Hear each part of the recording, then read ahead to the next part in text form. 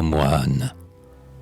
Et maintenant, pieux Monaco ascète, qu'ont revêtu mes vers de long et blanc tissu, âme des jours lointains et morts, âme vaincue, mais néanmoins debout encore, âme poète, qui ne souffrait plus rien de nos douleurs à nous, rien de notre orgueil roux, rien de notre paix noire, qui vivez les yeux droits sur votre Christ d'ivoire, tel que vous devant lui, l'âme en flamme, à genoux, le front pâli du rêve où mon esprit s'obstine.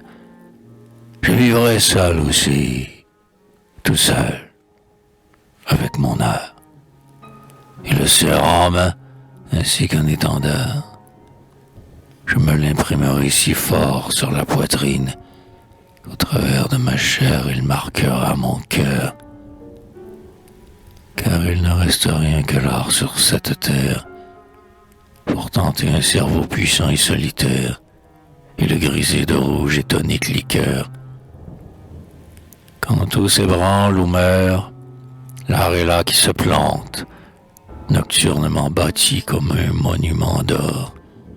Chaque soir que, dans la paix, le jour s'endort, sa muraille en miroir grandit étincelante, et d'un reflet rejette au ciel le firmament.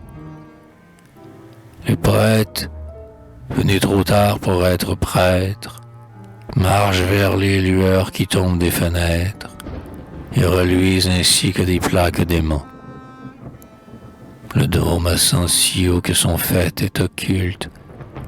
Les colonnes en sont d'argent et le portail sur la mer rayonnante ouvre au loin son ventail, et le plein chant des flots se mêle aux voix du culte. Le vent qui passe et qui s'en vient de l'infini effleure avec des chants mystérieux et frêles les tours, les grandes tours qui se toisent entre elles comme des géants noirs de force et de granit.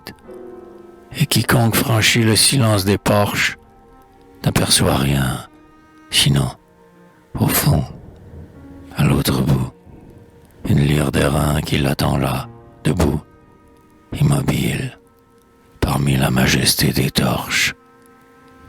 Et ce temple toujours pour nous subsistera, et longtemps et toujours luira dans nos ténèbres, quand vous, les moines blonds, les ascètes funèbres, aurez disparu tous en lugubre apparat, dans votre froc de lin et votre aube mystique, au pas religieux d'un long cortège errant, comme si vous portiez à votre Dieu mourant, au fond du monde athée, un dernier viatique.